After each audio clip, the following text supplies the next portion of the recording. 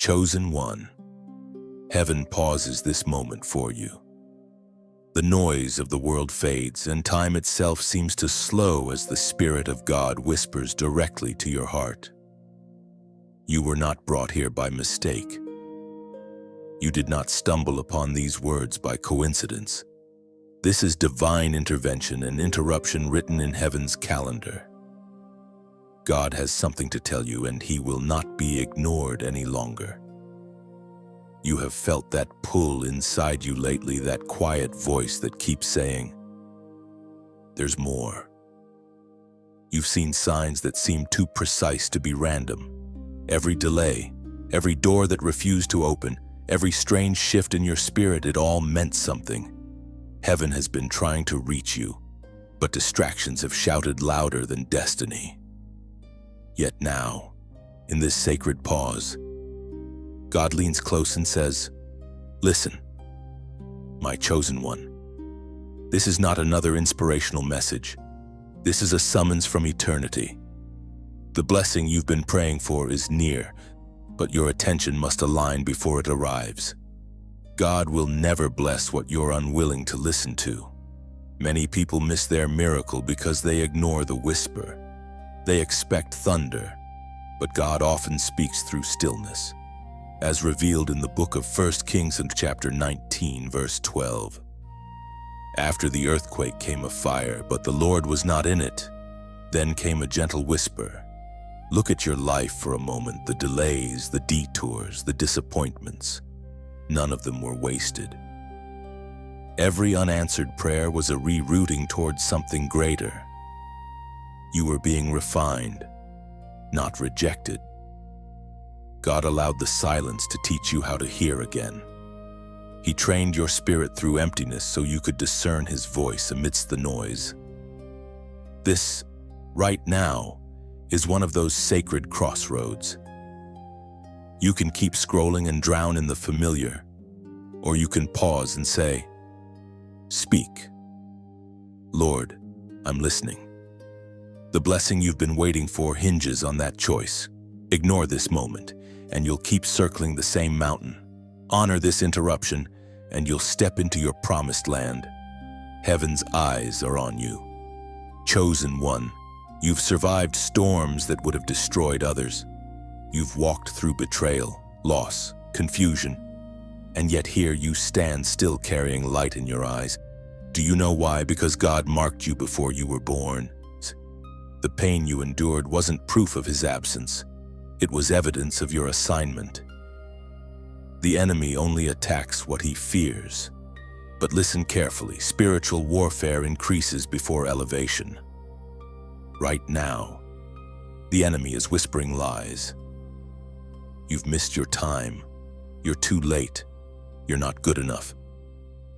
Those words are designed to make you ignore divine timing. Don't you dare believe them. The very fact that this message found you is proof you're right on schedule. You are not forgotten. Heaven has been preparing the stage. The blessing waiting for you is bigger than what you prayed for, but you must not turn away now. When God interrupts your normal, it is because He's about to release your new. What He's about to do will not make sense to the natural mind, but it will make perfect sense in eternity. Beloved, this is your holy alert. God is saying, do not ignore me this time. Every distraction that comes after this moment will be a test. Will you listen or will you drift? Will you choose obedience or familiarity? The difference between blessing and burden is found in one choice: attention. Feel that stirring in your spirit right now. That's the Holy Spirit awakening something inside you that's been sleeping. You were born for more than survival. You were born to carry fire. There are generations tied to your yes. When you obey, chains break not only over your life but over those connected to you. So before you move on, take this as your sign from heaven. Stop, breathe, and listen. Your next instruction is waiting on your stillness. God is not far. He is whispering. And this whisper, if you honor it, will lead you into the greatest blessing of your life. If this word resonates with your spirit, act on it as a sign of agreement with heaven. Like, share, and subscribe so that other chosen ones may hear the same call. And as a prophetic declaration, comment below the number 777, symbol of divine completion, saying, "Lord, I am listening." Let that be your yes to heaven. You are standing at the threshold of a blessing too great to lose. The only thing heaven asks is your attention. Don't ignore the whisper, it carries the sound of your next miracle. You feel it, don't you? That quiet heaviness that rests on your chest when you know God is speaking but you're unsure whether to respond. That's the weight of ignoring. It's not punishment, it's conviction. It's heaven tugging at your spirit, warning you that silence in divine moments can cost you blessings that were already written in your name. When God speaks, it is never casual. Every whisper carries eternity's weight. Yet so many of the chosen miss their moment because they treat his voice like background noise. They say, "I'll listen later." But later becomes never, and never becomes loss. God doesn't withhold to be cruel, he waits for obedience. He waits for recognition. He waits for you to realize that his voice is not a suggestion, it is salvation in sound. You've ignored that pull before, haven't you? That nudge in your heart to step away from certain people.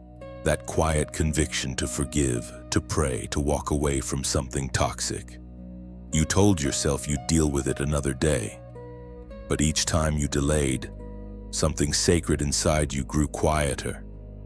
That's what ignoring does, it dulls the frequency of heaven. The longer you delay, the harder it becomes to discern. And yet, even in your delay, grace still calls. God's mercy is patient but not endless. He will keep sending signs, but eventually the silence that follows isn't absence, it's consequence. There comes a moment when heaven withdraws its warning because you've heard it enough times to know better. And still, even then, his love doesn't condemn, it waits.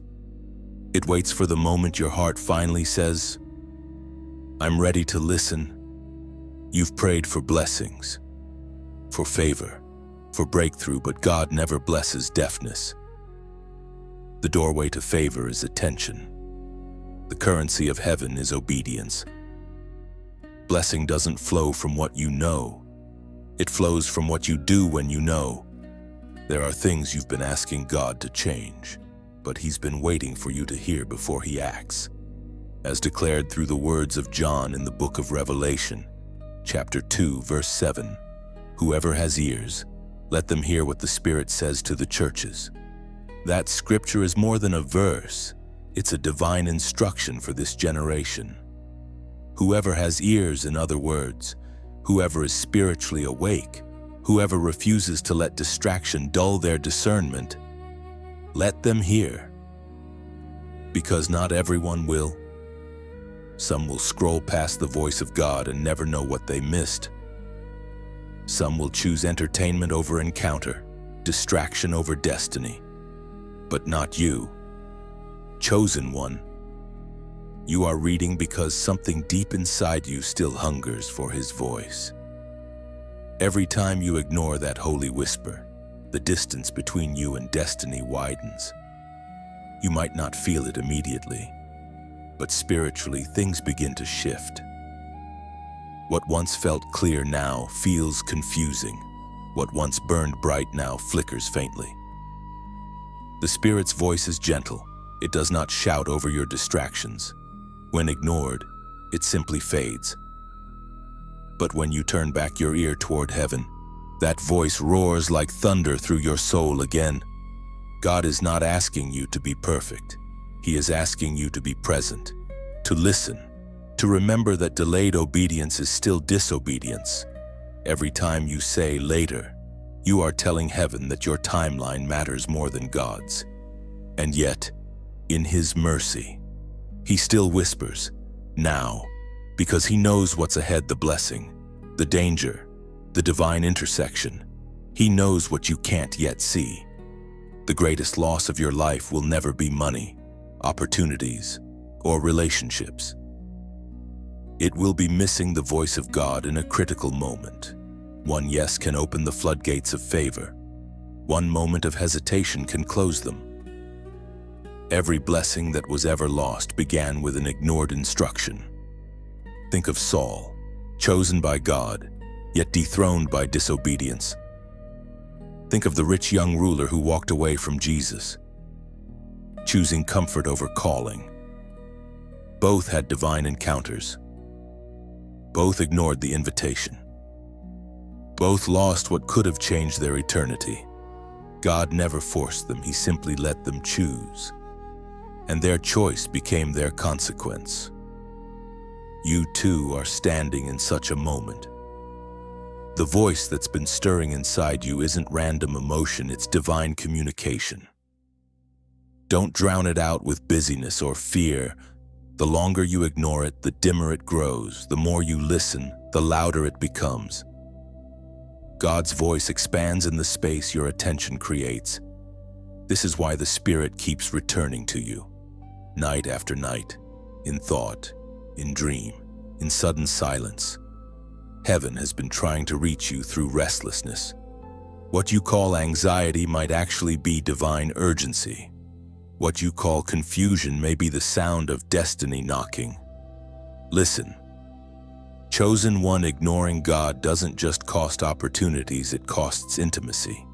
It builds walls between you and the one who loves you most. But the moment you turn your attention back, the wall collapses. His voice floods in again, familiar and fierce, saying, "I never stopped speaking. I was just waiting for you to hear." You can feel it in your spirit, something invisible moving around you, something that resists every step forward. You thought it was bad luck, a rough season, or just exhaustion. But the truth is deeper. This is warfare. Not the kind you fight with your hands, but the kind that wrestles for your attention, your peace, your obedience. There is a battle around you every moment you decide to draw closer to God. You are not crazy for feeling pressure. You are not weak for feeling tired. You are in the middle of a divine conflict between light and darkness. Every distraction, every sudden doubt, every thought that tells you to give up, it is not coincidence. The enemy fears what will happen when you fully obey.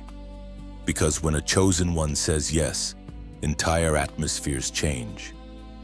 In your quiet moments, have you ever wondered why life seems to collapse right when you commit to doing right?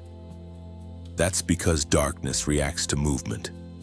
The closer you walk toward your calling, the louder the resistance becomes. Hell only fights what threatens it.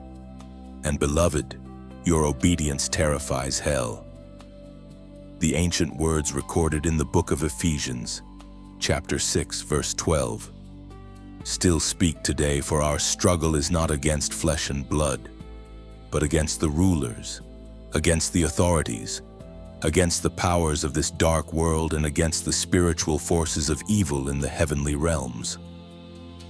This is not superstition. It is spiritual reality. The battle is unseen, but its impact is visible. You can feel it when peace suddenly turns into confusion, when joy is replaced by heaviness, when your prayer life starts to dry up. That's not laziness, that's warfare. The enemy knows he cannot steal what God has promised you, so he tries to distract you before you receive it. But here's the truth. The darkness doesn't want you to know the battle cannot defeat you unless you surrender your focus. When you stand firm in awareness, you become untouchable. God never told you to fight in your own strength. He told you to stand. The greatest weapon in warfare is not shouting, it's standing in obedience. The devil is terrified of your persistence. He wants you to think your prayers don't matter, that your faith is wasted. But every time you whisper God's name, light breaks through the clouds. Every time you refuse to quit, heaven records it as victory. You may not see it, but angels are moving when you stand your ground. Right now, Your life might feel like a battlefield. You've been attacked in your finances, your emotions, your relationships. But you are not losing, you are learning. God is training your hands for war and your fingers for battle. Every hardship is sharpening your discernment. Every tear is watering the seed of endurance. The resistance you feel is not punishment, it's proof of purpose. The enemy's goal is simple distraction.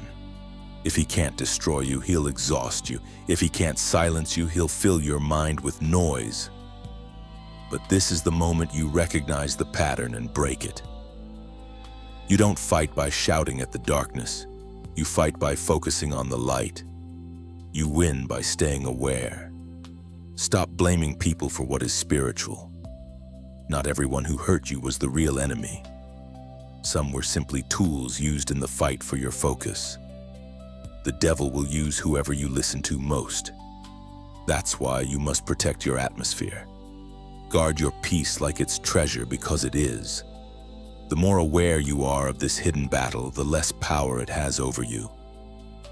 Awareness is armor. When you see through the lies, they lose their strength. You begin to notice when negative thoughts aren't yours. You recognize when tiredness is more than physical. And you learn to respond not with panic, but with prayer. The presence of warfare means the promise is near. The storm always rages hardest right before the dawn. That heaviness you feel tonight isn't the end. It's the enemy's last attempt to make you quit before breakthrough arrives. But God says, "Stand, I am fighting for you." So lift your eyes, chosen one. You are not surrounded by defeat. You are surrounded by angels. The darkness may press close, but the fire of God burns brighter within you. You are not a victim of this battle. You are the weapon heaven has released into it. Now take this moment and mark it in your spirit. Let this be the instant you stop running from the fight and start standing in faith. You don't have to fear what's coming, because what's coming has already been conquered by Christ. Before you move on, type these words in the comments: "I stand firm." Say it as a declaration of awareness, a statement to the heavens that you refuse to bow to fear. When you write it, you're not just typing, you're testifying.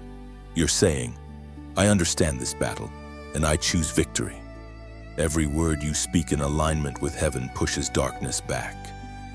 And as you declare it, peace will begin to fill the places where pressure once lived. You are not losing, you are awakening. The war may be hidden, but your victory will be seen. There is a voice that has followed you for years, quiet yet constant. It speaks not through thunder or flashes of light, but through moments, through the pause before a decision, through the ache after disappointment, through the strange peace that comes when logic says you should be falling apart. That voice is not imagination. It is the whisper of God. It is the voice you almost missed. So many of the chosen confuse divine whispers with inner thoughts. They expect God to roar, but he often murmurs. He doesn't shout to compete with your distractions. He waits for stillness. The tragedy of this generation is not that God has stopped speaking. It's that his people have stopped listening. We have filled our lives with so much noise that we mistake silence for absence, when in truth, silence is often where his voice grows strongest. In the moments when you felt forgotten, God was speaking through subtle signs: the unexpected delay, the closed door, the person who left, the uneasy feeling that told you not to go. Each one was the voice of a father steering his child away from disaster. But you, like so many, mistook protection for rejection. You called his redirection a setback, when really it was mercy. There are times when God's love sounds like no. Times when his voice won't confirm your plan, because his silence is his kindness. He sees what you cannot see. And if you would pause long enough to hear that still, soft voice, you would find that every unanswered prayer carried a deeper blessing inside it. As written in the Gospel of John, chapter 10, verse 27, "My sheep hear my voice, and I know them, and they follow me." The danger comes when familiarity dulls your discernment. You begin to say, "Maybe that's just me," or "Maybe I'm overthinking." But when the Spirit speaks, it leaves a signature in your heart, a holy stirring that doesn't fade until obedience follows. You can try to drown it out with busyness, but it will return in dreams, in moments of quiet, in unexpected reminders. That's how love speaks. It never forces, but it never stops calling. The enemy knows this. That's why distraction has become his most effective weapon. He can't destroy what God has blessed, so he keeps you too noisy to hear it. He fills your schedule, your mind, your screen, until stillness feels uncomfortable. You reach for your phone before you reach for prayer. You scroll before you seek. And somewhere between notifications and numbness, the whisper fades into background static. But even then, the voice doesn't leave, it waits. God never withdraws from his chosen. He simply waits for your attention.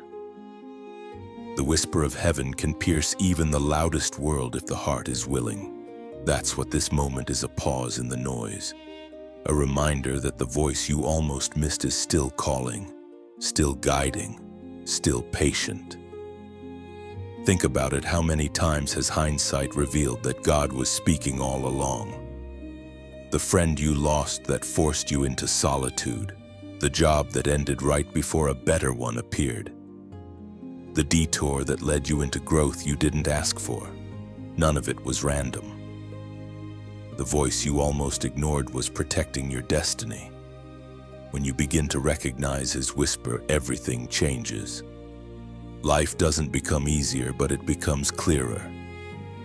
You begin to sense his timing, to notice divine nudges in ordinary places. You stop begging for signs because you start trusting the signal within. The world may call it intuition, but you know it's the Spirit's direction. And here is the truth that sets you free. God is not hiding from you. He is not playing silent games with your faith. He's speaking constantly through creation, through conviction, through scripture, through that inner peace that only he can produce. But hearing him requires humility. Pride wants volume. Faith listens for the whisper. There will come a day when you look back on this season and realize that the voice you almost missed was the one that saved you. Every delay, every redirection, every unanswered prayer, it all carried his voice. And when you finally stop striving to hear and start listening to trust, you'll find that he was never far. So, take this as a gentle command from heaven. Quiet your world. Turn down the noise that has drowned your discernment. Let silence become your sanctuary. The voice of God is not lost, it's waiting. And when you choose to listen again, what once seemed distant will become undeniable, because the shepherd still speaks. And you, beloved, still know his voice.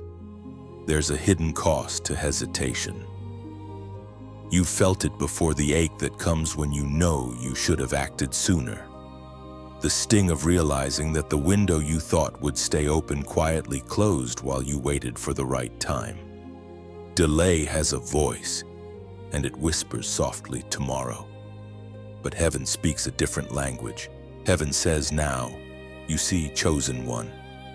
The danger of delay is not just what you lose, it's who you become while you wait in fear. Every time you postpone obedience, something inside you grows quieter, smaller. It's like a flame flickering low because it's denied air. God's instruction is that air, that breath of life. When you move with his voice, the flame expands. But when you delay, smoke replaces fire. The Spirit doesn't rush you, but he does warn you. Every delay costs something unseen, faith that weakens, opportunities that shift, divine alignments that move forward without you. The enemy loves delay because he knows it looks harmless. He doesn't need to make you rebel. He just needs to make you wait. Procrastination is the slow death of destiny, according to what is revealed in the book of Proverbs. Chapter 27, verse 1. Do not boast about tomorrow, for you do not know what a day may bring. That single line holds the weight of eternity. God isn't being harsh, He's being protective. He knows that tomorrow is never guaranteed, and every unmade decision can cost more than you realize. You keep waiting for a perfect moment, but obedience creates the perfect moment. The water never parts until you step into it. Think of delay like a garden left untended. Seeds were planted, dreams, promises, instructions, but while you hesitated, weeds began to grow. Fear is a weed. Doubt is a vine that chokes faith. Overthinking is the slow poison that kills momentum. The soil is still good. The rain still falls. But the gardener must return to tend what was neglected. It's not too late, but it is urgent. You may not realize it, but your obedience doesn't just affect you. It ripples outward. Your family, your friends, your future, all are tied to your timing. When you delay, others wait too. Someone's breakthrough might be connected to your yes. Imagine if Moses had delayed at the burning bush, or if Esther had waited one more night before speaking to the king. Heaven's plans depend on earthly obedience. Sometimes we delay because we feel unprepared, but God never calls the ready. He equips the willing. The miracle begins when you move. Your steps are the signal to heaven that you trust, and that trust releases provision, strength, wisdom, and favor that would have never appeared while you stood still. The truth is, delay doesn't protect you, it depletes you. Every time you postpone, your spirit grows weary. You replay what could have been, and that replay becomes regret. But obedience brings peace. Even when you don't see the outcome yet, obedience assures your spirit, I did what God asked. That peace is priceless. Now, take this to heart. Sometimes, supporting the mission of God's word is itself an act of obedience. When you share the message that awakened you, you become a vessel of hope for someone else's moment of hesitation. When you sow into ministry, whether through your time, your encouragement, or even your giving, you are watering the very garden that once watered you. Think of it like this: every seed you sow, whether a share, a prayer, or a small donation, is like adding oil to a lamp. That oil keeps the flame of this message burning for others lost in darkness. When you like, share, and subscribe, you're not just engaging, you're multiplying light. And if your heart feels led to donate, know that your giving is a prophetic act. You're saying to heaven, I believe in the power of this flame. Let it reach more souls. God never overlooks generosity. Every time you pour into what's holy, He refills you in ways you didn't expect, sometimes in peace, sometimes in open doors, sometimes in miracles you didn't even pray for. That's how heaven keeps balance. Those who keep the oil flowing never run dry. Beloved, let this moment be different. Don't let delay steal another miracle. Don't let fear silence another yes. The next move is yours to make. Heaven is waiting to see whether you'll trust what you heard. The blessing is prepared. The gate is open. The only question is, will you walk through before it closes? Move while the oil is fresh. Speak while the fire still burns. Give while your heart still feels the stirring. Every act of obedience today becomes a testimony tomorrow. Remember, tomorrow is a rumor, and now is sacred. Step forward before the whisper fades. You've noticed it lately, the strange patterns repeating, the same numbers showing up, the same words echoing from different mouths. You've walked through a series of moments that felt like coincidence. But your spirit keeps whispering, "This means something." Chosen one, it does. These are not coincidences, they are divine signals. Heaven is warning, aligning, and awakening you. You are entering a moment when heaven's urgency is rising. The atmosphere around your life feels charged because heaven is speaking louder. When God is about to release something major, He first disturbs your comfort. That unease in your heart isn't random, it's the sound of divine timing knocking. When you feel a sudden shift, restlessness, unexpected emotions, or dreams that seem to carry meaning, it is often the Spirit trying to get your attention. These are the warnings in the wind. They come as subtle breezes before the storm of transformation. But if you ignore them, they turn into winds that shake what you refuse to move. God's kindness always begins with gentle reminders before it arrives as correction. Heaven speaks clearly through the words in the book of Revelation, chapter 3, verse 22. He who has an ear, let him hear what the Spirit says to the churches. When He begins to align things, the comfortable will shake and the familiar will fade. You might feel like everything is falling apart, but in truth, everything is falling into place. Divine alignment often feels like divine disruption. When the Spirit moves, He doesn't ask permission. He rearranges destiny to match heaven's timeline. The warnings in your life have not been random. That relationship that turned cold, that opportunity that slipped away, that unexpected change, they all carried a message. God was whispering, "I am protecting you from what you think you want so I can give you what you truly need." The loss that broke your heart was actually a wall placed by heaven to keep you from walking into the wrong battle. There is a rhythm in how God warns His chosen. It begins with subtle conviction, the kind you can easily brush off. Then it grows stronger, manifesting through people, conversations, even mistakes. If the whispers are ignored, the signs intensify.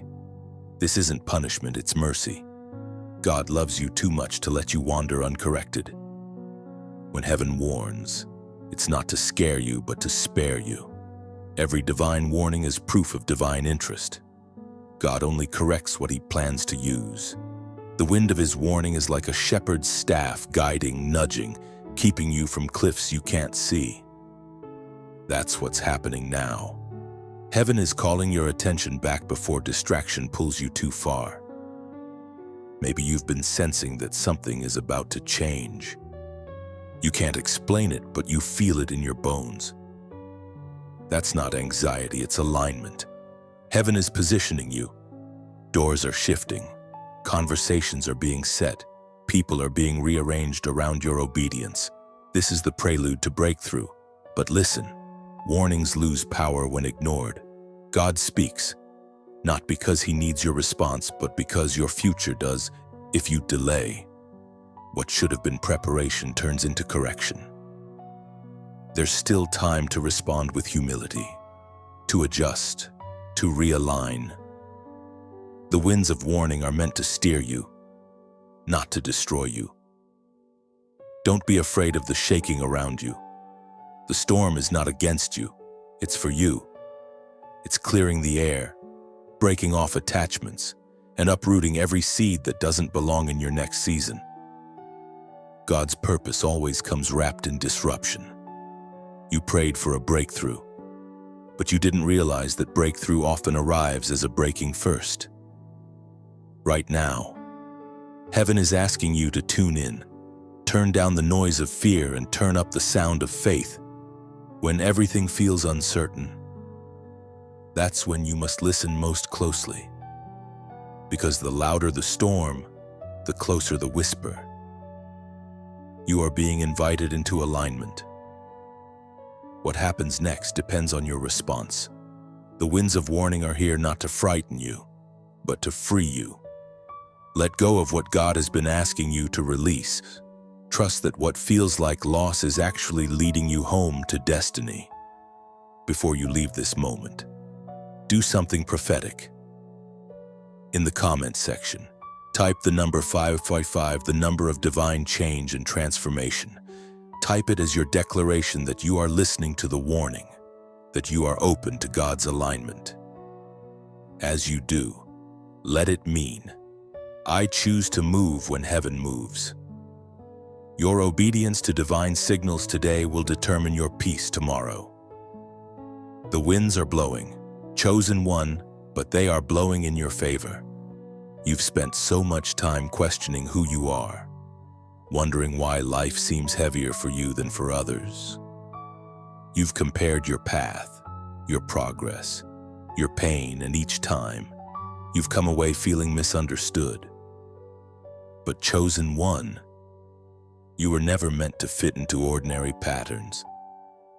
The battles that have surrounded your life are proof of your calling, not your curse.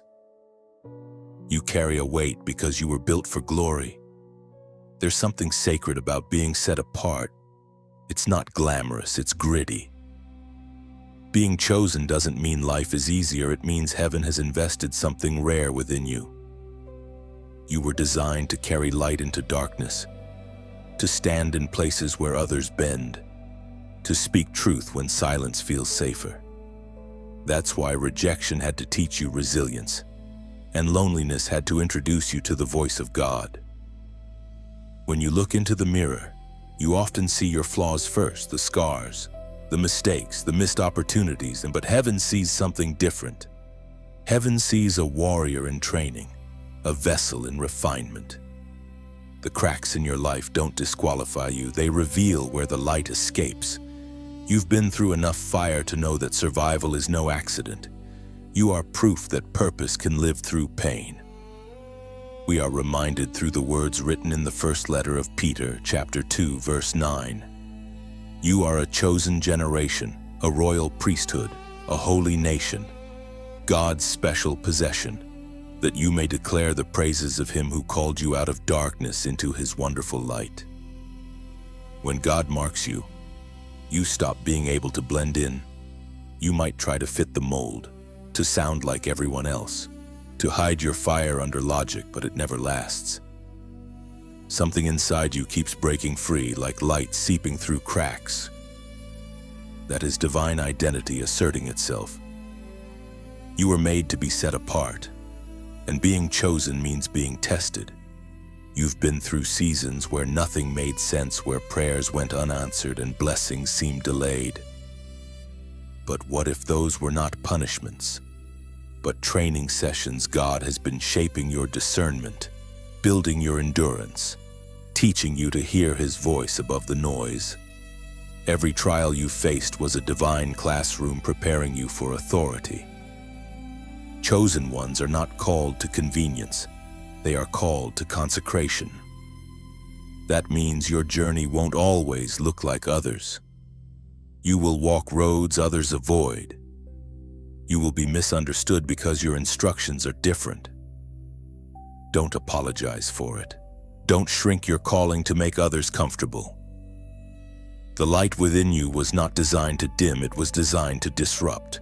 The world may label you intense, too deep, too emotional, but heaven calls you sensitive to the spirit. What others see as weakness is actually divine awareness. You feel deeply because God trusts you with the weight of discernment. You see what others overlook. You sense what others ignore. That's why you can't pretend to be ordinary. Your spirit refuses. Being chosen also means carrying a burden others can't see.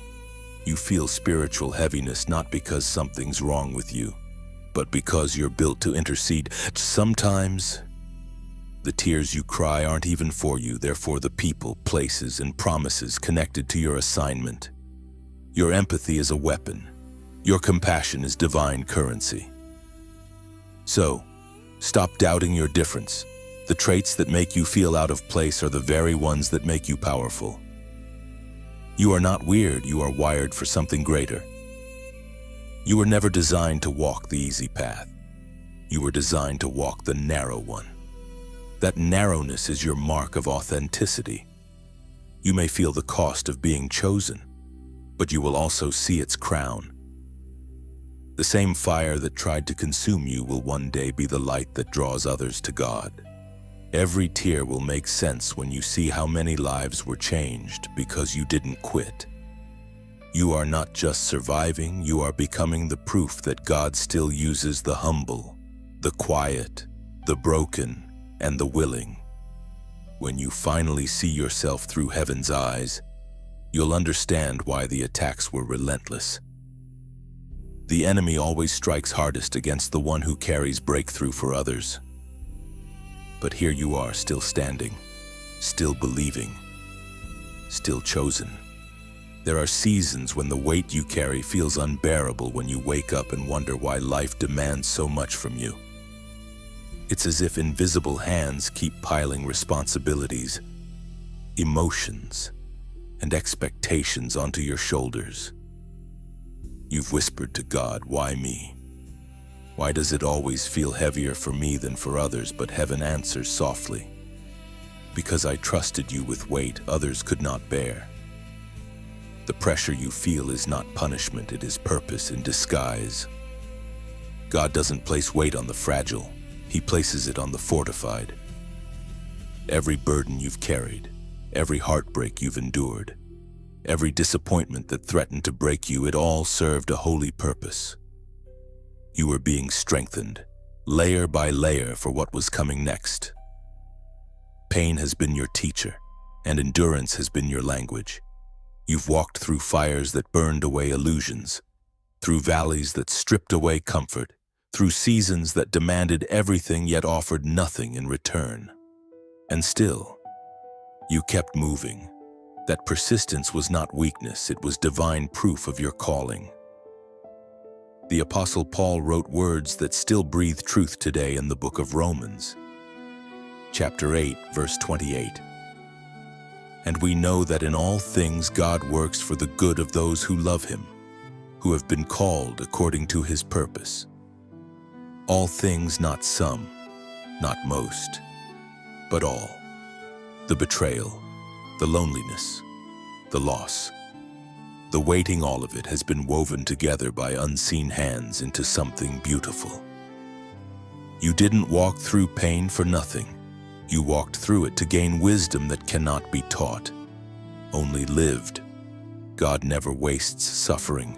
Every tear is recorded, every moment of silence heard. The weight you carried was not meant to crush you, it was meant to crown you. It shaped your character, deepened your compassion, and made your faith unshakable. The trials you thought would destroy you actually prepared you to stand in places where others fall. The scars on your heart are not signs of defeat. They're evidence that grace prevailed. It's easy to envy those whose paths look easier, whose smiles seem effortless. But the truth is, easy paths rarely lead to eternal purpose. God refines His chosen in fire because only fire can produce the kind of faith that moves mountains. He allowed you to walk through difficulty so that when He blesses you, you'll know how to carry it with humility. Think of gold. Before it shines, it must face the flame, and before it gleams, it must lose its impurities. Your pain has been that refining fire. Every trial burned away what could not stay: fear, pride, dependence on people, and what remains is pure, unshakable strength. You see, many want God's favor, but few want the process that shapes it. The process is lonely, painful, and misunderstood. It requires surrender when you want control, silence when you crave answers, faith when you see no evidence. But those who endure the process emerge not just blessed, they emerge transformed. God never called you to carry your weight alone. Even when it felt like no one saw, He was walking beside you, matching every step. There were nights you didn't know how to keep going, but grace carried what your strength could not. You didn't survive because you were strong, you survived because you were chosen. And though it feels heavy now, you will look back and see that the same weight that bent you also built you. The same nights that broke you also birthed new strength. You will realize that God's greatest gifts often come wrapped in grief, and His deepest blessings are born in seasons of breaking. Sometimes God allows you to be pressed so that what's pure inside can pour out. Like olives crushed to release oil, you were pressed to release anointing. What you thought was the end was actually the extraction of what heaven planted within you. You've been carrying oil wisdom, compassion, discernment that only pressure could produce. That's why the enemy fought so hard to overwhelm you. He knew what would happen if you survived the pressing. He knew your endurance would turn into authority, your tears into testimony, your pain into power. And now, here you are, still standing, still shining, still chosen. The weight you carried has shifted something eternal inside you. You no longer seek shallow comfort because you've tasted divine strength. You no longer chase validation because you've seen God's faithfulness. You've learned that peace isn't the absence of burden, it's the presence of God within it. So don't despise the weight, chosen one, and embrace it. Let it remind you that heaven trusted you with something holy. What felt like breaking was really birthing, and what felt like loss was actually lifting. And one day, you will look back and thank God for every ounce of pressure because it taught you how to stand, how to believe, how to carry glory without collapsing under it. There is a moment that arrives in every chosen life, a quiet turning point when the darkness seems to whisper louder than truth. You've reached that moment more than once. You've heard that sly voice inside your head saying, "It's pointless. You've prayed enough. Nothing will change." That whisper isn't random, it's strategic. It's the enemy's last trick before your breakthrough. The enemy doesn't mind your survival as long as you stay silent. What he fears is your awakening, your decision to keep believing when there's no evidence, to keep walking when the path disappears beneath your feet. He fears your faith more than your failure, because faith makes heaven move. The closer you get to promise, the more violent the resistance becomes, and that's not coincidence, it's confirmation. You've been feeling unusual heaviness lately, fatigue that sleep doesn't fix, sadness that doesn't make sense. You've been questioning if you've done something wrong. But listen closely, you haven't lost your connection to God. You've entered a spiritual collision. The pressure around you is proof that the enemy senses what's about to be released. The voice of warning comes again through the words written in the letter of James. Chapter 4.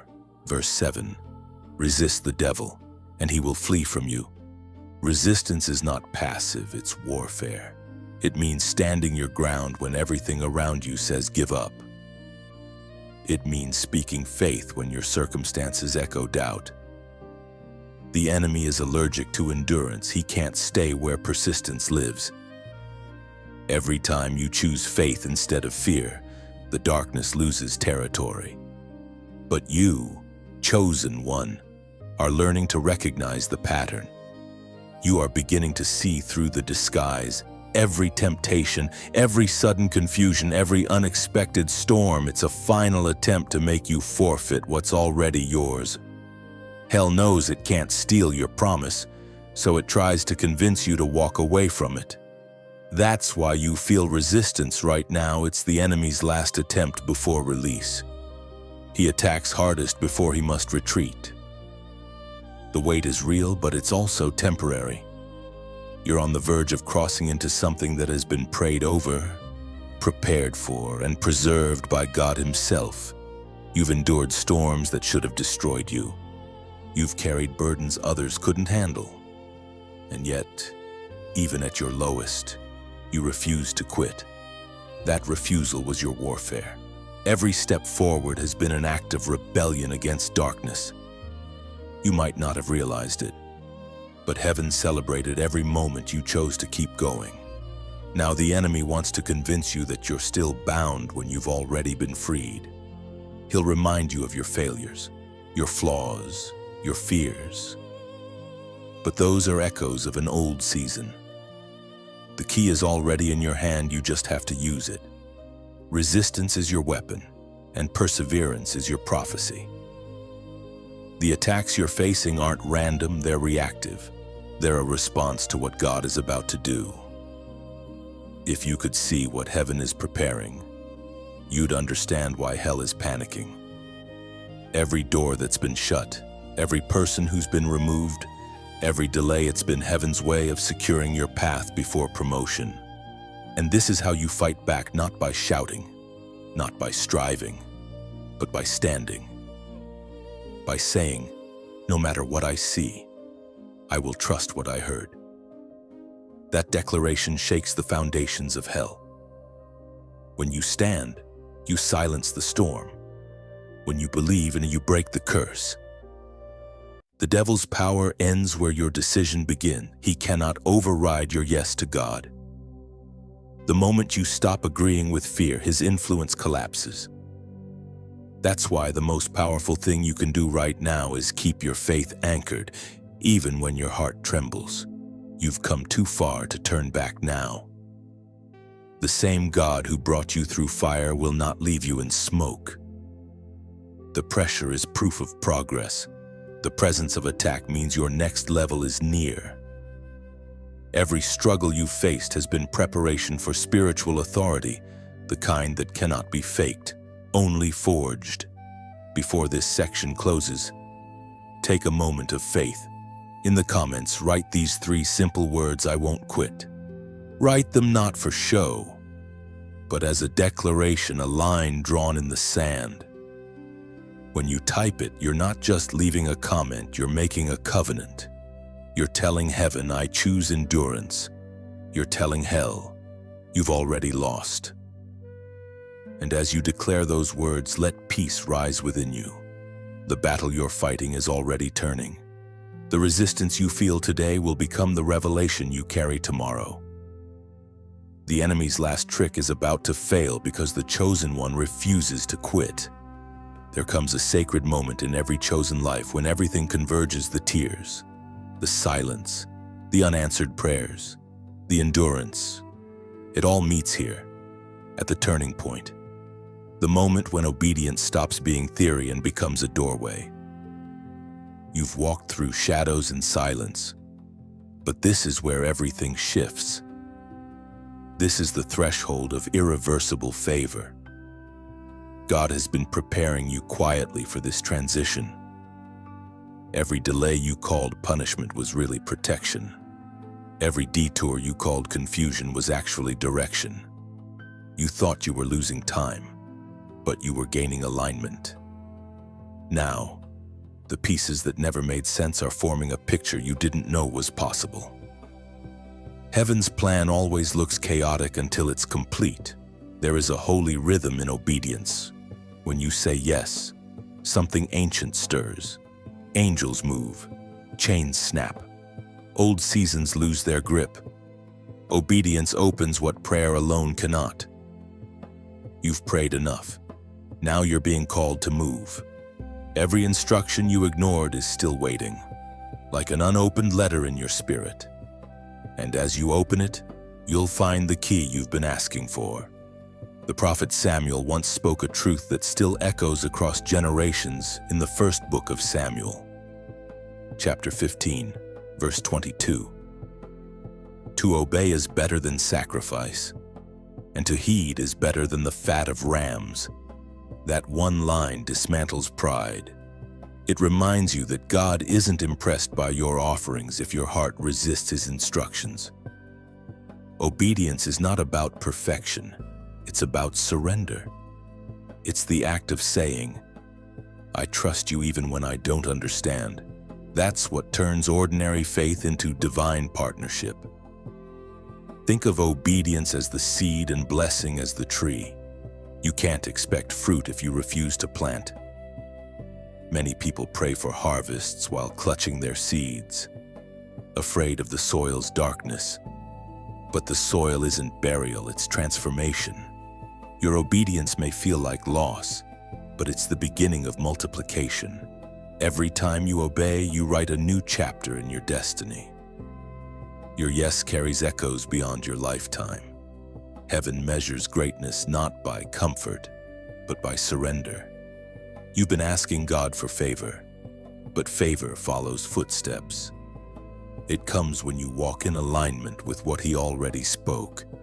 Maybe you've been hesitant, wondering if your obedience matters. It does.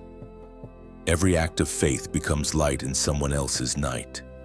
You are not just walking for yourself, you are paving a road for others. The miracles you're about to witness will not be random.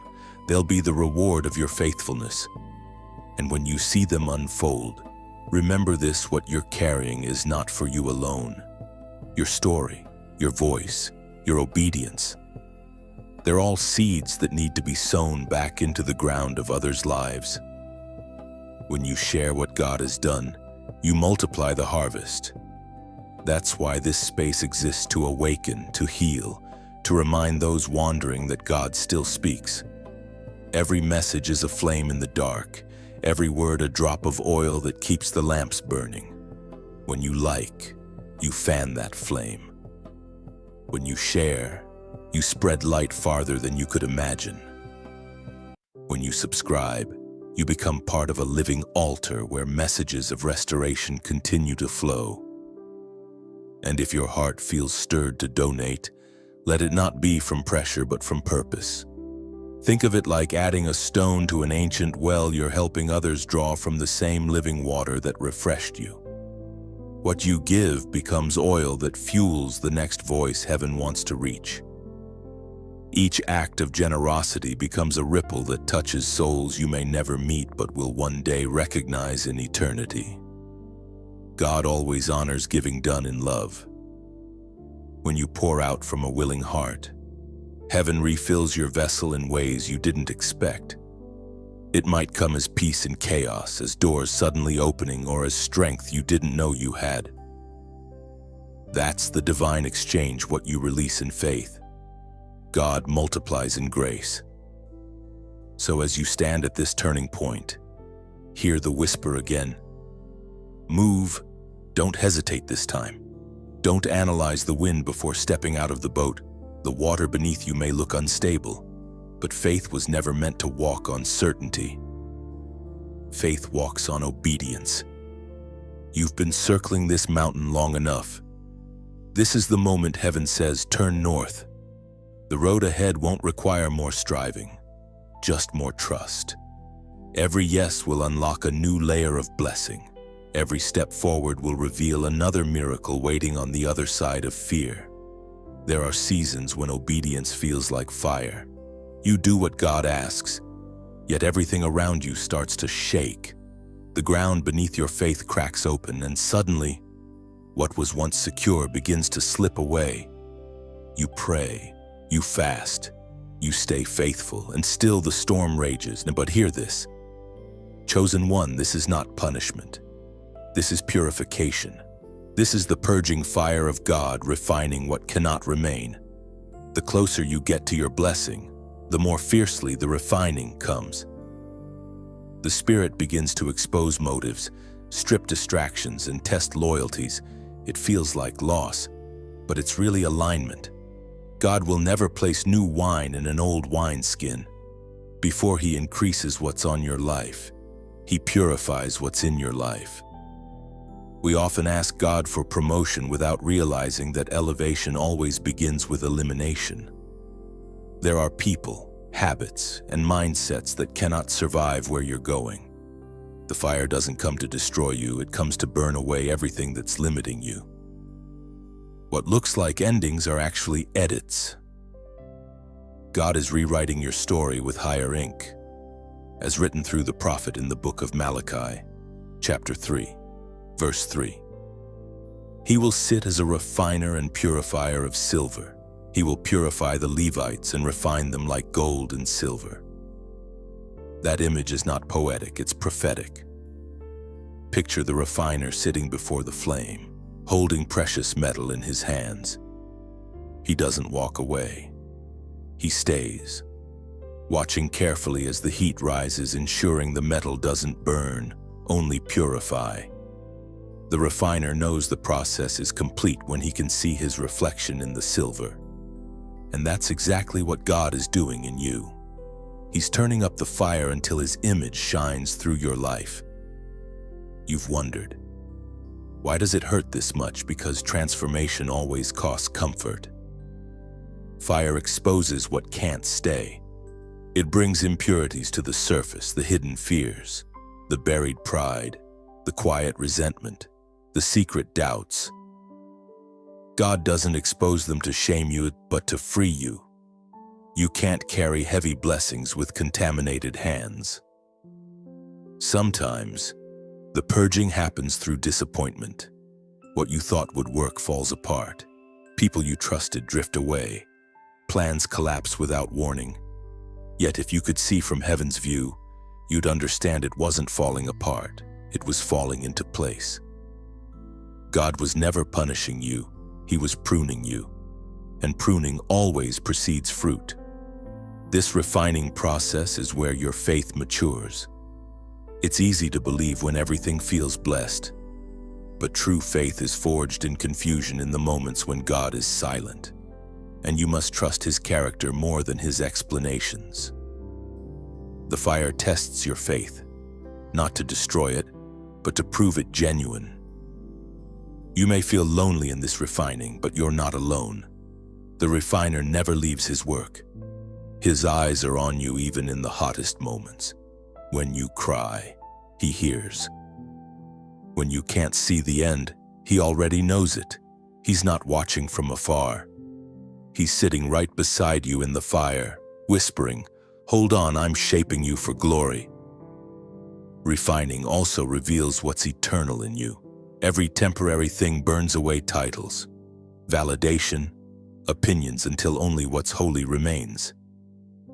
When the flames subside, what will be left is something unshakable: your identity, your anointing, your trust in God's sovereignty. You'll emerge lighter, clearer, stronger. Think of gold pulled from the furnace. It doesn't look impressive at first. It's melted, shapeless, fragile. But when it cools, it gleams brighter than ever. That's what this season is doing for you. It's melting away your old form so God can mold something new, something radiant. The pain you feel is not the end, it's the process. Every tear that falls into the fire becomes part of the refining. God is not angry with you. He's preparing you for visibility. You've been hidden in fire so that when you emerge, you'll carry authenticity that can't be faked. People will sense the weight of your words, the purity of your spirit, the power of your endurance. You won't even have to explain yourself. Your presence will testify. Those who doubted you will see that the fire didn't consume you, it commissioned you. They'll notice the glow, the peace, the authority that only comes from surviving what should have destroyed you. This is the holy paradox. The more you're purified, the more you shine. What the enemy sent to break you, God is using to bless you. The fire that frightened you is the same one forging your future. And when it's over, you won't just reflect God's image, you'll carry His glory. Something sacred happens when everything begins to make sense, when the fog that clouded your path starts to lift. And you realize that none of it was random. The pain, the pauses, the prayers that seemed unanswered, all were parts of a divine alignment that only heaven could design. You're standing in that space now, chosen one, the moment when revelation meets reality. What once looked like chaos now unfolds as choreography. There were seasons when you begged for clarity, when silence from heaven felt unbearable. You wondered why God didn't explain sooner, why He let confusion linger. But now you see He wasn't hiding answers from you. He was aligning your heart to receive them. God doesn't reveal truth when you demand it. He reveals it when you're ready to steward it. Alignment doesn't always feel peaceful at first. When heaven begins to rearrange things, it often starts with shaking. People shift out of your life, doors close, and you find yourself walking unfamiliar paths. Yet this too is divine order. God is not breaking you, He's positioning you. as declared through the prophet in the book of Habakkuk, chapter 2, verse 3. For the vision is yet for an appointed time. Though it tarry, wait for it, because it will surely come. It will not delay. That verse is more than comfort, it's a divine pattern. Every promise has an appointment. Heaven never misses its schedule, even when earth feels delayed. What you called waiting, heaven called preparation. What felt like postponement was really precision. God was aligning the right time, the right people, and the right version of you. If the blessing had come earlier, it would have crushed you. You would have mishandled what you now cherish. Maturity doesn't come through miracles, it comes through process. You had to walk through confusion to appreciate clarity, through lack to understand stewardship, through silence to treasure His voice. Now you know that divine timing is not denial, it's design. This is the beauty of alignment. Everything begins to echo heaven's rhythm. The same things that once resisted you now recognize you. The doors that stayed shut for years suddenly swing open with ease. Conversations flow, connections form, and favor follows your footsteps. It's not luck, it's synchronization. You've stepped into the cadence of purpose, but alignment also brings accountability. Once God reveals, He expects response. You can no longer live by reaction, you must move by revelation. Alignment requires adjustment, letting go of distractions. Setting new boundaries, walking differently. You can't carry yesterday's habits into today's clarity. You must become as disciplined as you are anointed. The Spirit of God is arranging people and opportunities in ways you couldn't have orchestrated yourself. That phone call that seemed random, that encounter that stirred your heart, that sudden idea that won't leave your mind, they are not accidents. They are puzzle pieces finding their place. You are stepping into something prepared before you even prayed for it. Sometimes, alignment doesn't come with applause, it comes with isolation. God often moves you before He reveals why. Don't mistake solitude for separation. You're not being left out, you're being set apart. Heaven isolates before it elevates, because not everyone can handle what's being built in you. Take a moment to breathe this truth. Everything that's happening right now, every open door, every closed one, every delay, every green light is part of divine mathematics. Heaven wastes nothing. Even your mistakes are being folded into redemption. What you thought disqualified you is now becoming the testimony that will qualify others. You are walking in prophecy fulfilled. The prayers of your past are meeting the timing of your present. You're seeing the fruit of seeds sown in tears. Don't rush this moment, absorb it. Absorb. Let gratitude anchor you, because alignment requires humility or mazid. Remember where you came from, but don't return there out of guilt. Your new season demands a new posture. God has not just aligned circumstances around you. He's aligning the world through you. You're becoming a vessel of balance in a time of chaos. The peace you carry will settle storms in others. The clarity you've gained will light the path for those still wandering. Before this section ends, pause and mark this revelation. As a prophetic act of agreement, comment the number 888 below, symbol of new beginnings and divine alignment. When you write it, don't just type digits, make it your declaration. Let it mean, I am in alignment with heaven's timing, because that's what this season is, a sacred synchronization between your faith and God's fulfillment. Every move, every shift, every change has been leading here. The appointed time has arrived. The wait is over. The vision will speak. There comes a moment when God begins to unveil what the waiting was, for a moment when you realize that restoration was never just about getting back what was lost, but about becoming someone who could handle more than before. The season of loss wasn't a punishment, it was a planting. Every tear you cried watered the soil of your future. What looked like an ending was only the ground opening to receive new life. Restoration is not simply about recovery, it's about multiplication. God never gives you back what you lost in the same measure. He returns it pressed down, shaken together, and running over. But before the return, there must be recognition and awareness that what left your hands was never wasted in His. You've spent nights mourning things that heaven already replaced. The job that ended, the relationship that faded, the opportunity that vanished, they were never meant to remain. They served their season and then made room for what's next. The pain you felt was the sound of doors closing behind you so new ones could open ahead. As written by the prophet in the book of Joel, chapter 2, verse 25, I will restore to you the years that the locust has eaten. That verse is not just about time, it's about transformation. The years that seemed devoured were never destroyed. They were deposited into God's hands, waiting for divine repayment. When restoration comes, it doesn't just give you back time, it gives you back purpose. The wasted years become holy years because God redeems the story that tried to ruin you. You've carried loss like a shadow, wondering if you'd ever feel whole again. You've asked, how can anything good come from this?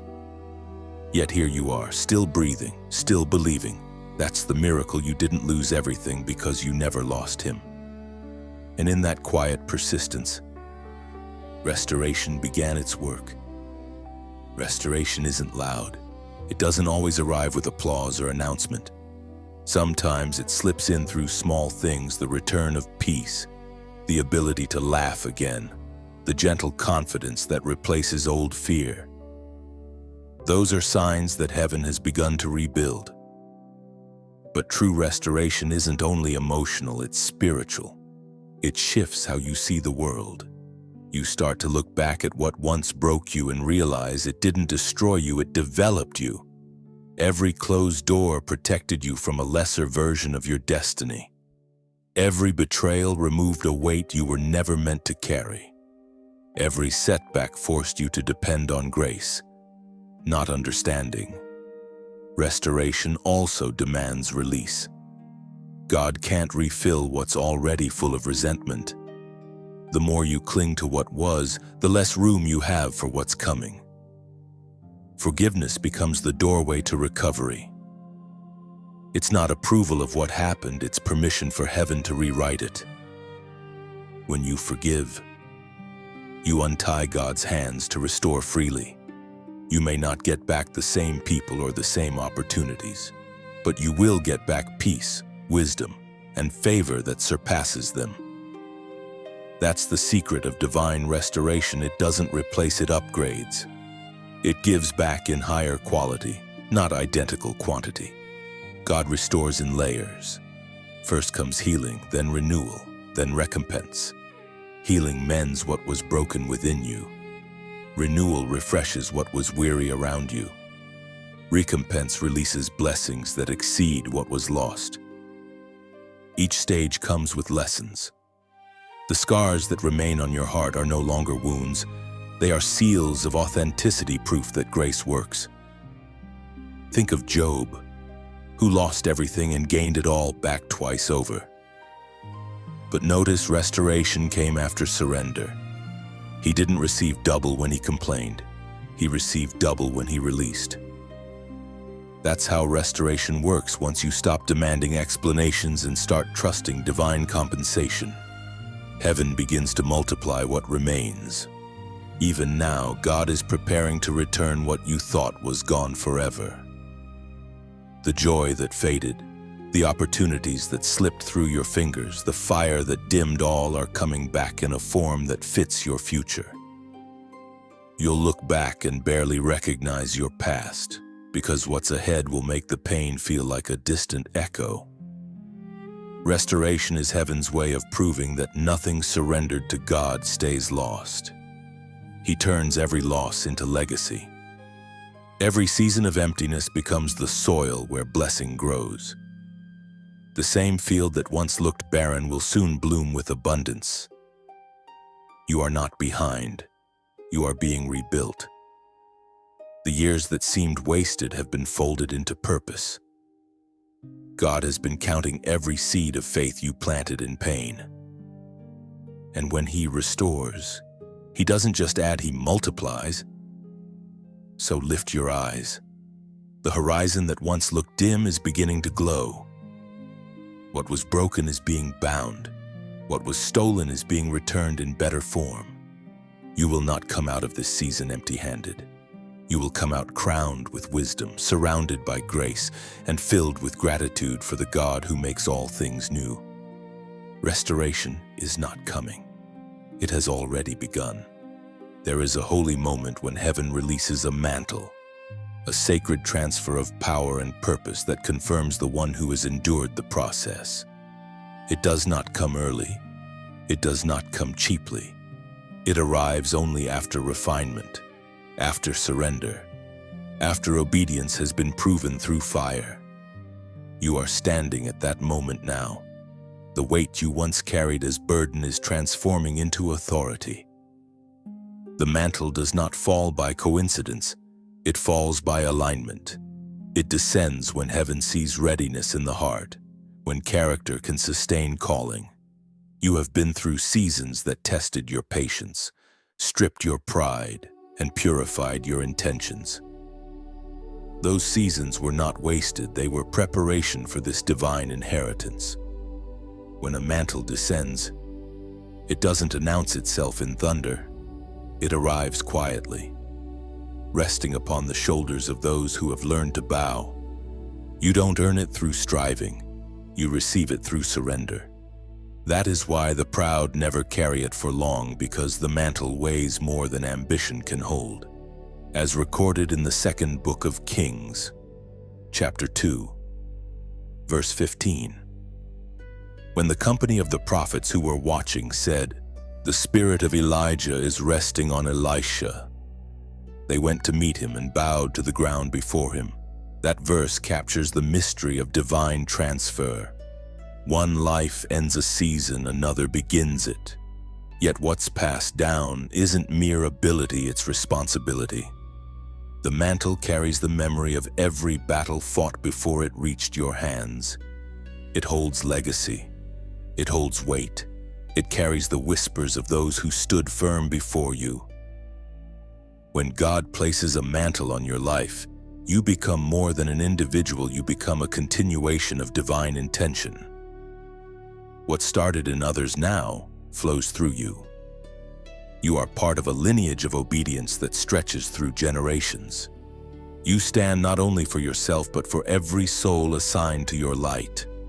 You may not feel ready, but readiness isn't a feeling, it's a posture. The same spirit that anointed Elisha now rests upon those who dare to believe, and that spirit does not descend on the untested. It looks for those who remained faithful when no one was watching, those who served when others sought titles, those who loved when bitterness was easier. The mantle is both glory and gravity. It elevates you in the spirit, yet it presses you into humility. It reminds you that authority is not for control, but for compassion. You carry this not to rule, but to restore, not to impress, but to intercede. The higher the calling, the deeper the surrender required to sustain it. Receiving a mantle often means letting go of the cloak you once wore. Elisha could not hold Elijah's cloak while clinging to his old life. Likewise, you can't wear divine authority while wrapped in fear or shame. To receive what's new, you must release what's expired. The mantle will not rest on divided shoulders. You've been feeling a shift lately, a deeper awareness, a greater sensitivity to the spirit, a strange boldness rising where fear used to dwell. That's not imagination, that's evidence. The mantle has begun to settle. It's changing your perception. You hear differently, feel differently, discern differently. The old you no longer fits, and that's by design. You were meant to evolve. The mantle will draw both favor and friction. Some will recognize what you carry and honor it. Others will resist it because it reminds them of what they refused to become. Don't take either response personally. The mantle reveals hearts not to condemn, but to clarify. It will separate you from what's superficial and connect you to what's sacred. This new authority will also demand stewardship. It's not about platforms or applause, it's about presence. God will trust you with words that heal, wisdom that protects, and discernment that guards others from harm. You'll feel the Spirit pull you toward prayer when others run toward noise. You'll crave solitude not because you're tired of people, but because your assignment requires stillness. And as the mantle rests upon you, something powerful will awaken, a confidence not rooted in ego, but in encounter. You'll realize that you don't have to prove you're chosen. The evidence will speak for itself. When you walk, peace will follow. When you speak, hearts will soften. When you move, the atmosphere will shift. That's not you, that's the mantle moving through you. You were never meant to carry ordinary fire. You were meant to carry holy fire, steady, controlled, eternal. The mantle isn't decoration, it's declaration. It says, this one belongs to heaven. There is a sacred unveiling that follows the season of hiddenness, the moment when what was once concealed by pain and preparation begins to shine in the open. You've walked through quiet refinement, endured the purging fire, and carried the mantle of responsibility with humility. Now heaven begins to turn the spotlight. This is not fame, it's fulfillment. This is the public unveiling of what obedience has built in secret. For years, you have labored unseen. Your prayers have watered the ground where no one else believed anything could grow. You have carried faith like a seed in the dark, whispering hope into empty soil. But now the soil moves. The seed breaks open. The first green shoots of promise are pushing through, and heaven whispers, it's time for the harvest to be seen. When God begins to reveal what He's been doing in you, it is both glorious and sobering. The spotlight of purpose also exposes the depth of responsibility. Visibility doesn't come to make you proud, it comes to make you useful. Light was never meant to be hidden under a basket, it was meant to guide the lost home. It is written in the book of Isaiah, chapter 60, verse 1. Arise, shine, for your light has come, and the glory of the Lord rises upon you. This is your call to rise. The same hands that shaped you in obscurity now lift you for visibility. You are not being elevated for attention, but for assignment. The glory that rests upon you is not yours, it is the reflection of the one who never left you in the dark. The unveiling of a chosen one is like the blooming of a night flower. For years, it grows quietly in unseen soil, absorbing the moonlight, storing strength within. Then, suddenly, under heaven's timing, it opens silently, beautifully, inevitably. That's what's happening in your life right now. God is revealing what He has cultivated within you all along. But remember this, the brighter the light, the greater the need for roots. Don't mistake exposure for arrival. You're not finished, you're being displayed as living proof that God's promises work. Your success is not a trophy, it's a testimony. It's heaven saying, this is what faith produces. Now that others can see what God is doing through you, some will celebrate and some will question. Don't let either reaction define you. Your assignment remains the same: to stay faithful, stay humble, stay glowing with grace. The light God has placed within you doesn't need defense, it speaks for itself. As your life begins to shine publicly, understand that every bit of that light has purpose. Someone trapped in darkness will see it and find courage to believe again. Someone who gave up will watch your story and whisper, maybe there's hope for me too. That's why your story matters. That's why you must not hide anymore. You see, when light multiplies, darkness diminishes. When one person rises, others remember they can too. That's why it's important that messages like this reach beyond your screen. When you like what stirs your spirit, it's not vanity, it's vibration. It tells the algorithms of this world, more light here, light. When you share, you become a torchbearer, passing flame to flame, extending the reach of restoration farther than you'll ever see. When you subscribe, you anchor yourself to a well that keeps flowing, a place where words of life will continue to refill you. And when your heart feels led to donate, know that it's not payment, it's participation. You're not funding content, you're fueling calling. You're helping build a bridge of light for others still wandering in shadow. Every seed you sow into this flow becomes part of someone's awakening. Think of it as planting lanterns along a dark road. Each one you light may guide someone home long after you're gone. Heaven records those unseen acts of generosity, and God always multiplies what's given with sincere hands. And if these words have touched you, share what they awakened. Tell your story in the comments. What part of your journey feels like an unveiling? Your testimony could be the key that unlocks someone else's faith. You don't need to have all the answers, just your truth, spoken in love. This is the season where heaven showcases endurance. Every scar becomes shimmer. Every wound turns into wisdom. Every tear transforms into testimony. You are living evidence that obedience bears fruit. You've waited, you've wept, you've wondered, and now the world will witness why. You are not rising for applause. You are rising as a lighthouse. Your glow is not vanity, it's victory. So stand tall, beloved. Let the light of obedience spill through you without apology. What was done in private now becomes public praise, not to glorify you, but to glorify the one who brought you here. The unveiling has begun, and heaven is smiling, saying, "This is my light in the earth, this is my chosen, shining at last." Every act of obedience creates a ripple. What begins in private, in the quiet corner of your surrender, travels farther than your eyes will ever see.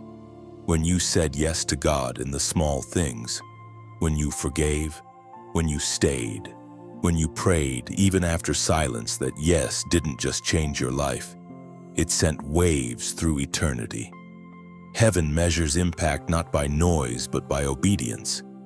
You may think your influence is small, your reach limited, your life ordinary. But the truth is, spiritual obedience has exponential effect. One spark can ignite 1,000 flames. A single word of encouragement spoken at the right moment can rescue a soul on the edge of despair.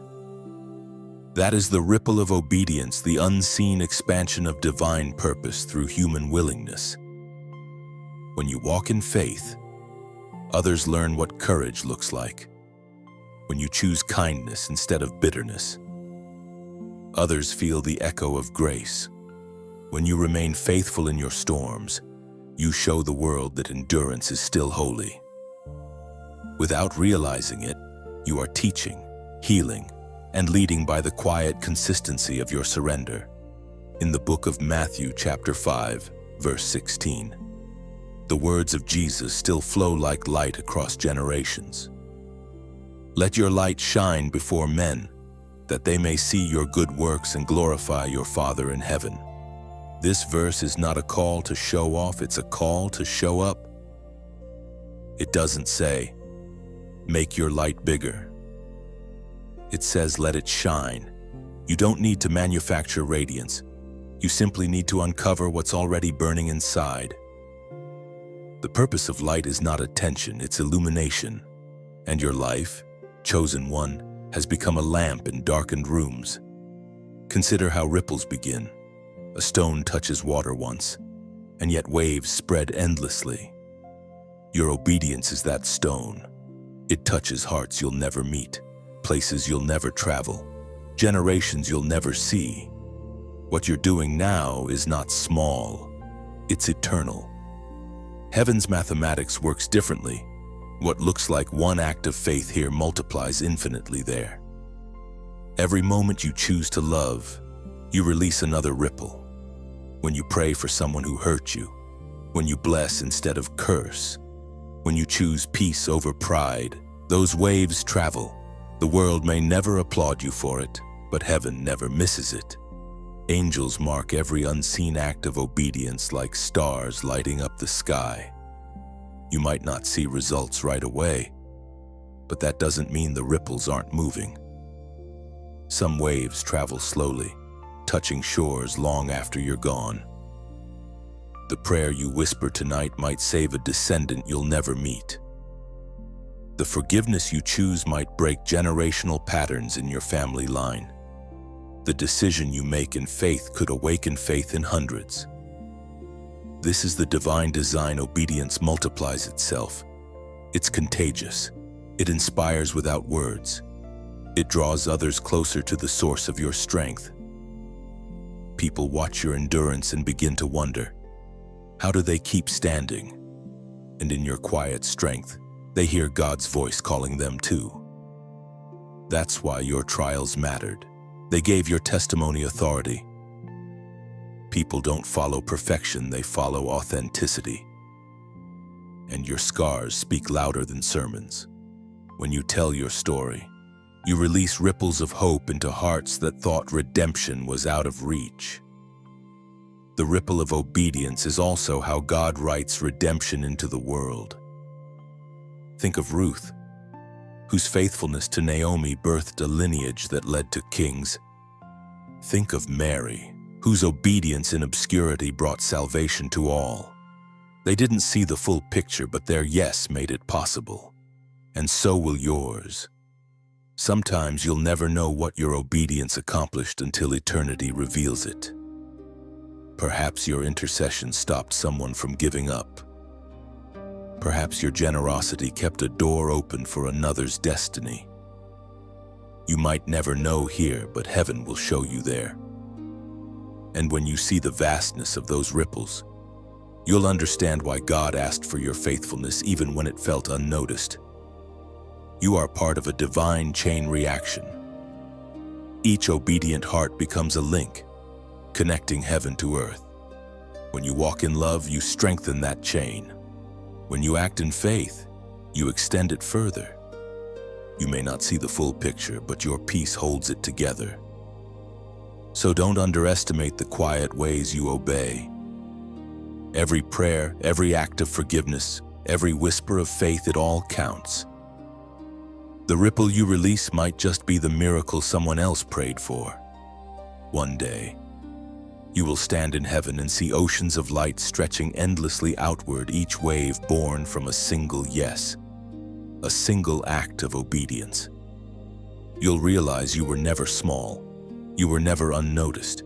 You were a vessel carrying waves of glory that changed eternity. Keep walking. Chosen one. The ripples continue. Your obedience has become movement, and heaven is still counting every wave. There is a moment when the journey circles back to its beginning, not as repetition, but as revelation. You look behind you and finally see how every valley, every storm, every delay was leading here. The path that once seemed random now gleams with purpose. The trials that once broke you now shine as proof that grace never left. You have reached the threshold of eternal reward, the quiet place where faith becomes sight and obedience becomes legacy.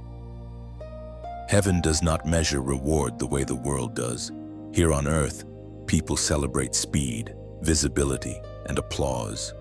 But in heaven's kingdom, the trophies belong to those who endured unseen, who obeyed when no one was watching, who gave when it hurt, and who loved when it wasn't returned. The greatest crowns are woven from unseen sacrifices. You have walked through fire, and the marks you carry are not scars of shame, they are seals of endurance. They tell a story only eternity can fully translate, that you stood firm when it would have been easier to fall, that you believed when logic mocked you, that you chose forgiveness over vengeance. These choices built something invisible yet indestructible. That is the architecture of eternal reward. As written in the Gospel of Matthew, chapter 25, verse 21. Well done, good and faithful servant. You have been faithful over a few things. I will make you ruler over many things. Enter into the joy of your Lord. Those words are the sound of heaven applauding obedience. They are not whispered out of pity, but proclaimed out of pride, the kind a father feels when his child completes the race with integrity.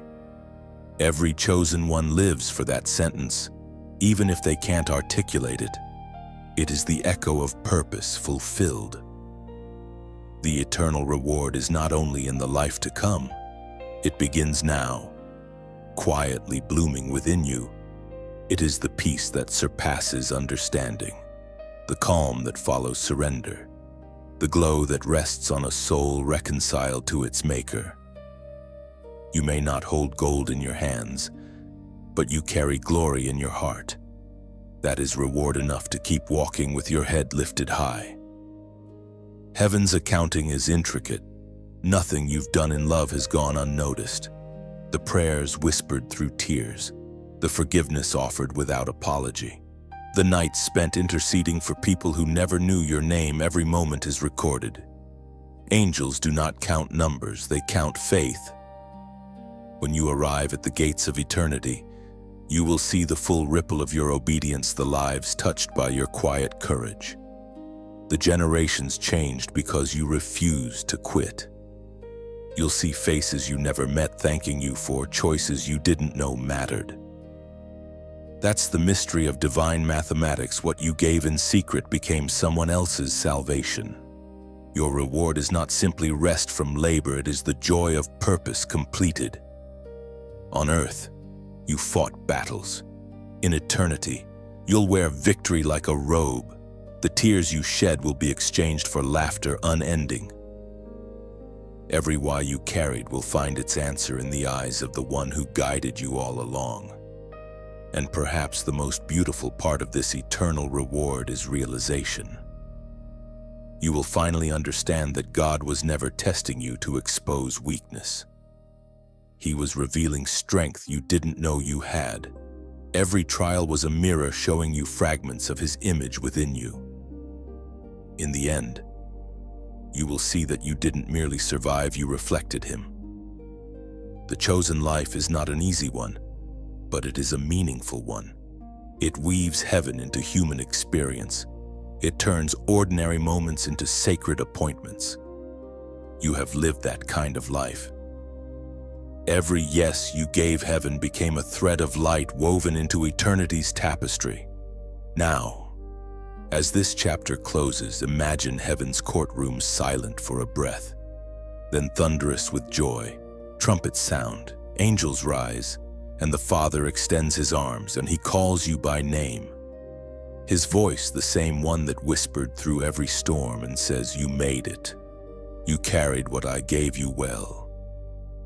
That is the greatest blessing of your life, not wealth, not status, but the knowledge that you did not ignore His voice, that you followed through, that you became what He saw when He first called you.